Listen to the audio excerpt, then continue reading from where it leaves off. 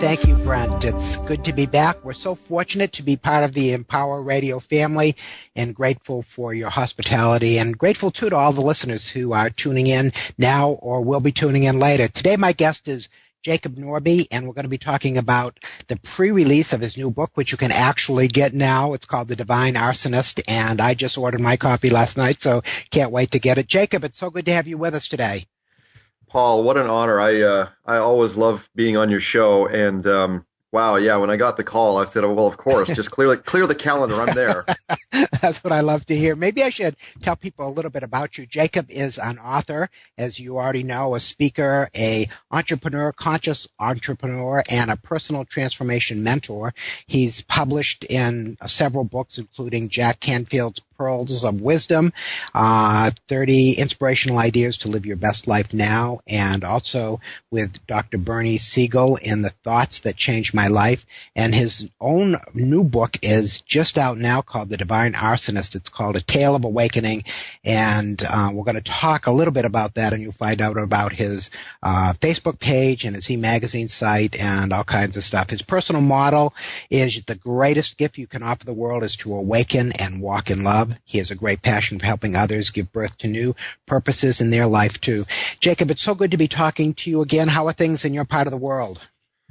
Well, they're wonderful. I'm still in Austin, Texas, and we've had a mild winter, so it's been just lovely down here. How about up there?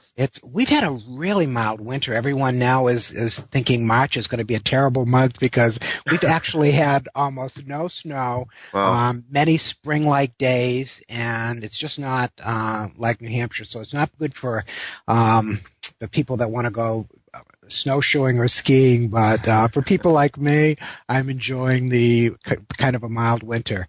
Now, let's talk about the book because you've been working on this for a while, and now I just found out that you can actually order the book now. It's in a pre-release, and then it's going to be available more widely shortly. But how are you feeling about bringing this project to a close? Well, yeah, Paul, I mean, you're an author as well, so you know what it feels like to write a book. And this one is such a deep, personal story of mine. It's fiction, but it's a very personal story. And so it's interesting to let it go out into the world. Part of me wants to keep working it and reworking it. And in fact, I got it back from my editor, read it, and thought, I really should rewrite parts of this. And I finally got nudged. No, it's just time to let this one grow up and leave home and go make its way in the world on its own. I know what you speak of because it's so hard to ever be done with it. I can remember in the days, and maybe you can too, when before word processing, when if you wanted to redo it, you had to retype it. And so the power of, I guess, technology has made it almost impossible to ever be finished with anything that you're writing. So good for you for finally saying it's done, and you can just keep writing and moving on. But do you feel like, do you feel like after having invested so much time, do you feel some relief in having it finally done, or do you wish you could do one more rewrite? Well, Paul, it's interesting because great question. I grew up reading the classics and, many of them, and Hemingway and Dickens and all these ones. And so as I'm writing this book, I've had the voice of the classics, the voice of these authors whispering in my head, and their style and all this stuff. And I just admired these authors so much. And so obviously, writing something like this, there's this self-questioning, like, is this really any good at all? And I finally have come to the point with this one where I realized this really isn't a novel in that sense. It's a personal journey book. It does tell a story, and it's engaging in that way. But I guess there's definitely relief. And I think honestly, probably, Paul, it's somewhat like raising children. I have a teenage boy who'll be 15 soon, and twins who will be 11 soon. And with this book, I think it might be kind of like raising teenagers. At a certain point, you just get tired of them and want them to leave home. That's true. And once you put it out into the world, then in some ways it's no longer yours, and everybody's experience in reading it is sort of unique to that person. And Yeah. I think, as you probably already know, as you begin to get feedback from people who are reading your book, that everyone's experience of it is going to be unique and different, and there are going to be parts that resonate with somebody and other parts that resonate with somebody else. And it's always fun to chat with people and see how the book is affecting or impacting them. And it's pretty unpredictable. At least that's been my experience. Well, yeah, I was going to ask you about that actually, Paul. I mean, I know you've had, how long has your book been out actually? My book has been out for a couple of years. The reason I brought that up is I was meeting with somebody yesterday about speaking to their group, and it's a group of cancer survivors, and they're putting together a series of workshops, and they felt that Begin With Yes addressed one part of how to cope with cancer, which is having a positive attitude and continuing to move forward and take steps even during difficult times. And she said to me that she thought the basic theme of my book was being resilient, and that was the first person that had articulated that. So it just sort of impressed me that it becomes a unique journey for everybody that's reading it as well. Yeah, have you, well, I was getting ready to start asking you questions because I'm used to doing the interview portion, so I'll turn the mic back over to you. All right, that's fair enough. Wait, I know that this book is a book of fiction, but woven into that is a lot of your own personal journey. And because of that, would you mind giving us a little bit of your backstory? Yeah, Paul, and honestly, it is a novel, but it goes beyond it. It turns into a question of life itself. The divine arsonist. The idea there is that we have life show up, and whether we want to call it life, or we want to call it God, or we want to call it spirit, or whatever we want to call it, the fact is reality shows up and gives us the opportunity to see beyond what we believe, see beyond what our previous experience has been. And we have a choice then. We either take the next step with life and experience more life, or we start curling up and trying to keep life out. And so that was really my personal experience. And I tell the story, Paul, throughout the book of, various characters show up, and my main character gets to talk, back and forth about, what he's been up to and all that in his childhood a little bit. But in every step along the way, he discovers that he's going to have his beliefs challenged about himself, about the world, about what's important. And the question always comes down to, will I surrender to the next step in life or not? Will I allow life to carry me forward? And that's been my personal journey, Paul, from being raised as a fundamentalist Christian kid with all this very, very tightly woven network of beliefs that really ruled and constricted my life in a lot of ways, to eventually let that sort of burn down, if you will, and step into some different kinds of freedom, and then move into business and into that whole world of belief. And then, having some of that get burnt down around me as well, and step forward into yet another part of life. That's been one of the most beautiful and powerful lessons I've come upon, is that life goes on. How difficult is it to, and I guess I'm going back to probably going back a ways with your Christian, I guess, upbringing, and how difficult was it to let go of some of that? And did you let go of all of it or some of it? It was like Paul. The way I grew up was so. Most people who grow up, in a Christian environment of some kind, they have certain beliefs and they have a certain experience of it. But most folks in the modern age, when it comes right down to it, it's relatively, it can be relatively surface. Let's just put it that way, in terms of how it affects everyday, day-to-day life and how much different people are from the rest of the world. In my experience, we were very different. We looked different. We behaved differently. down to the very fine details of life. And so, not unlike being Amish, for example, or one of those Hmm. really cloistered groups, that was my experience of the world and of, of God and of other people. And so we actually believe that, hey, anybody who's not part of our group, we call them the world, and Hmm. we really don't associate with them. And so, yeah, it was like literally stepping into a whole different planet when I grew up and left home and eventually made my way out into the world.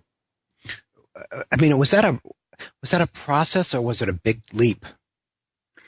For me, I was the oldest kid of six, and for me, it was a process. I was interested in keeping my parents pleased and my folks I'd always grown up with pleased, Paul. And so, I took one step at a time. I kind of, I talk about this in the book. I became this secret agent, kind of sneaking around and examining different beliefs and ideas. And I would read Wayne Dyer and Deepak Chopra and different ones, and I'd come back and just my mind would be blown, and I had no idea. Okay, what am I going to do with this now? Hmm. Yeah. And I mean, can you look back on, I mean, at what point, and this may be a poor choice of words, but I'm just going to put it out there, but at what point did you feel like you were free of your upbringing in a healthy way? Free in a Okay. healthy way. Yeah, great questions. I mean, I feel the insight behind the question, Paul, because you've no doubt talked with a lot of people who go Hmm. through that period of pain and the resistance and anger that comes when we start to go away from something that no longer serves. And Um, also guilt. Don't you think guilt is part of it? Is you feel like that there's something that you shouldn't be doing by letting go? Without any question. And Yeah. Paul, it's fear of isolation. I mean, when we're part of something, whatever it is, whether it's a career uh, religion in my case, these things are very, they have their own powerful center of gravity. And so when we start to move away from them, when our inner voice says, hey, it's time to take the next step with life, and this is going to lead you away from the known into the unknown, then yeah, there's certainly a sense of guilt. I knew for sure that I was going to let a lot of people down. Hmm. And that terrified me, Paul. Yeah. Were you through that sort of letting go before you had your own children? No, I married young. I was 20 and my wife was 18 by a month. We had children, 3 years later. And so, yeah, when I was 25, Paul, is when things really started to shift. And I just kind of knew for sure at that point. I've been having questions for a long time, but I knew for sure that I had to go a different direction, started to take steps to get free of that. And so, yeah, the next several years were painful. I talk about this in the book quite a bit, actually. The next several years were painful and confusing, Paul. And then there came a point, and again, this is kind of the pivotal spot in the book. There came a point this has been years now after I'd left the church that I grew up in and had just sort of been out there making my way in the world and in business and all that. And I hired a young man. He came to work for me, and about 6 months later, he said, "Hey, I'd like to invite you to go to this meditation retreat with me, way up in the mountains of Idaho."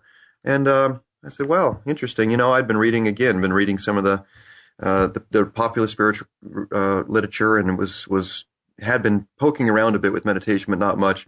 And I went with him. I said, "Okay, we'll do this." And it was going to cost a little money. It was going to take a few days, and closer I came to it, Paul, the more I started to be concerned that, oh, well, the business needs me. I really shouldn't take the time and I shouldn't spend the money. But there was this deep knowing I've got to go do this. And I didn't know why. He didn't tell me anything about it. Well, we got there, Paul, and and it turned out to be a shamanic retreat. And I had never experienced anything like that. I didn't know what it meant. Hmm. And I actually ran into a friend of mine over the weekend, Paul, who has had a near-death experience, actually two or three of them in his life, and he wrote this beautiful book, and he's on tour right now. And he was here in Austin, and with a group of people, and I went down just to meet him and see him. And so I was in this group, and there's all these folks who've had near-death experiences, and they actually get together to support each other because what they've experienced and the messages they feel and the purpose they feel in life sometimes is so hard to explain that they just need to talk to other people who've had the experience. And in my world, that was just about that dramatic, to have an experience that was so other from what I had ever been involved in before. And I wasn't looking for it on a conscious level, Paul, but that was this break. That was an experience in my body and beyond the mind of a place which we all have inside of us, which is free and only loving and full of light and full of purpose. And there is nothing personal in that space. There is nothing that weighs us down. I had never felt that before. All my life had been restricted by guilt and by rules and conformity, Paul, and all these different things. And so that was the first time in my life that I'd ever had the experience. And so that for me was that divine arsonist, that cosmic break that said, let me just give you a peek into what a different reality feels like. It's, for the first time, and you and I have known each other for quite a while, and I've known about your book for a good long time, but for the first time I now understand the title of the book. And I appreciate you sharing that. I'm wondering, and everybody has a very unique story, and yet there are some common themes, and that's why books like the book that you've written will resonate with so many people. And what is it, do you think, that we all have in common, Jacob? Your story, your upbringing is different than mine. I could tell you my story, and it would be, from a factual standpoint, quite different from yours. Mm-hmm. But you and I know you and I have more in common than not. And so what do you think, can you talk a little bit about what that might be? Paul, the world has in common a river of experience and thought, which has followed a general track, a general direction since the beginning of time, since the beginning of history and memory. And that has been filled with a search for predictability, for certainty, for love, and we try to protect ourselves from the unknown. We try to make sure that we're going to be taken care of and that we're going to feel good. All these things. We do so many things to try to make sure those things happen. And from my experience, because we are born and raised facing one direction, we all have what I call the shadow wolf, these questions which follow us through life, which we don't really want to turn and face. But when we do, when we actually turn the other direction, Paul, and reverse the train, the river of thought and experience, when we're actually willing to stop running and turn around and let the inevitable, let the unknown catch us, we discover that it's no wolf, it's no monster at all.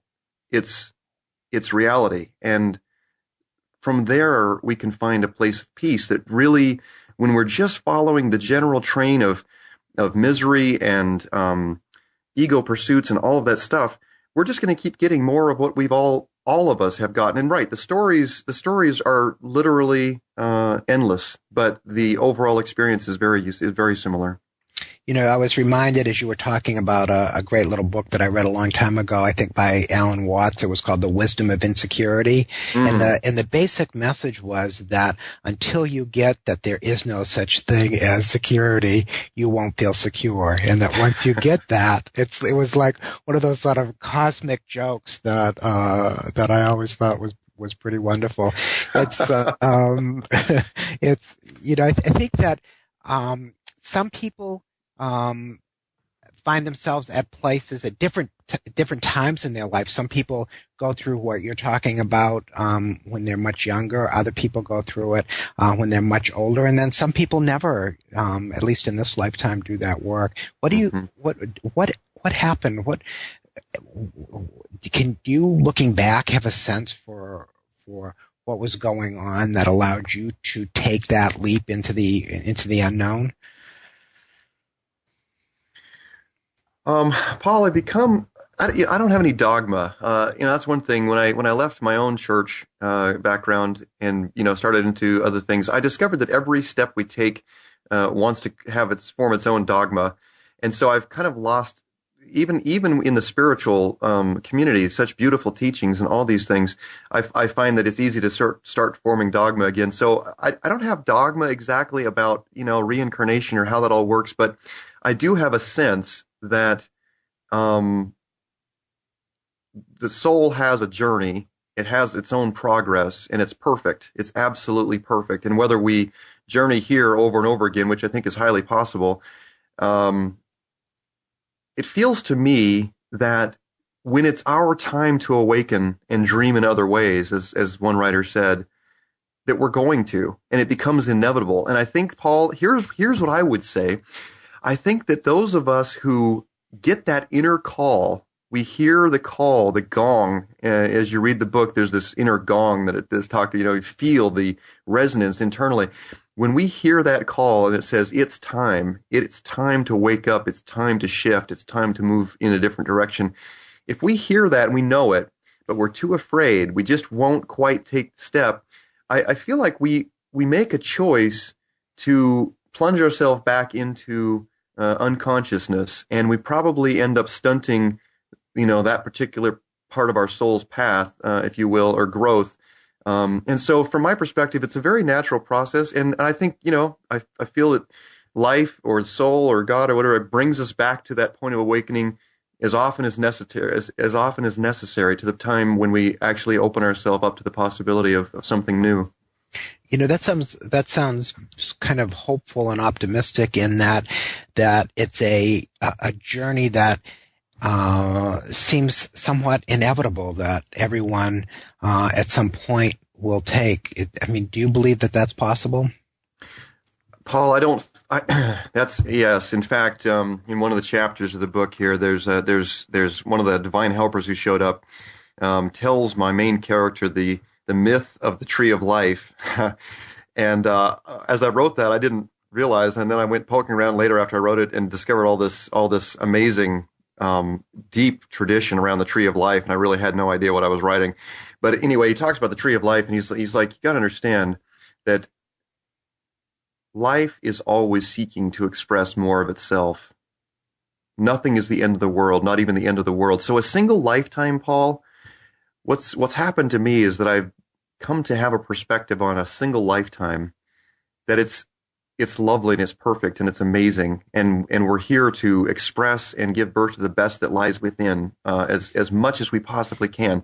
But I've come to see that a single lifetime by itself, it's just a flicker. It's just a single blink in this amazing space of eternity. And so, yeah, I don't have any fear whatsoever that and the other thing that's really been strong in me since these experiences have happened, Paul, is that everything we see has intelligence, has life, and it may be at a lower, denser intelligence or a higher intelligence. And humankind, has this amazing place where we are this blend of the conscious and the unconscious, and we have this body, but we have the capacity for self-awareness and for questioning and doubting. So the very fact that we doubt and question, the very fact that we seek for love, the very fact that we wonder, who am I?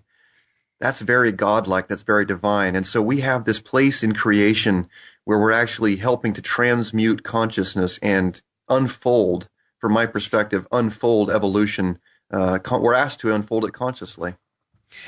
Jacob, do you? I love talking with you, and just being with you on the phone is always moving to me and inspirational. But I'm wondering, I'm wondering, how do you go back and forth between day-to-day realities and what, for lack of a better word, I'll call the real world, and the world that you're now sort of co-creating with other people? Do you have any? Is the movement between the day-to-day realities and some of the things you and I've been talking about today difficult or not so difficult? Oh wow, yeah. That's a wonderful question, and it's Paul is so perfect. I think that is so perfect because we can. Oh, isn't that great? We can read the words of Krishna and Buddha and Jesus Christ and all these masters and amazing people and amazing current teachers today, and we can have inspirations ourselves that just are so resplendent that it makes the eyes of our soul hurt, and then we come back and our kids have their socks all over the floor and the cat just puked on the kitchen. You know, I mean, yes, of course it's challenging. Yeah.